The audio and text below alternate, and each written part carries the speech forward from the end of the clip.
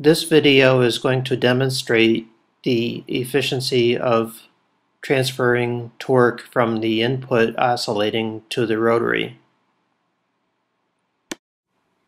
To demonstrate this, I'm going to use a torque wrench to show the torque through the cycle. I'm going to keep torque constant on the rotary shaft by hanging these weights, about 25 pounds or so, from one side of the pulley.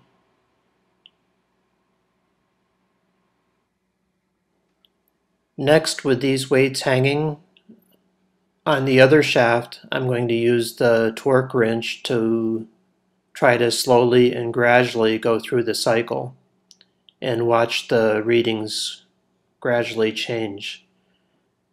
They started off at about 12 Newton meters at a point where I could control it, and they dropped down to about 9.5, and then when they get up to about 10, now they're going to start going faster because I'm getting toward the other end of the oscillation. They go pretty quickly when I get to the limit here at the end.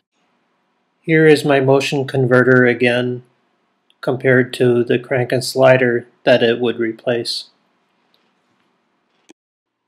Here we have three curves. The red line is a cosine curve representing the mechanical advantage of a crank and slider engine. The black solid line represents a mechanical advantage of the prototype of the crankless motion converter shown earlier. The mechanical advantage can be engineered to be better. An example is represented by the dashed line. The better the mechanical advantage, the faster the engine changes direction. Engineers would decide how far to go with the mechanical advantage. The vertical dashed line to the left is at 5% into the power stroke, which is 9 degrees from top dead center when the expansion pressures are high.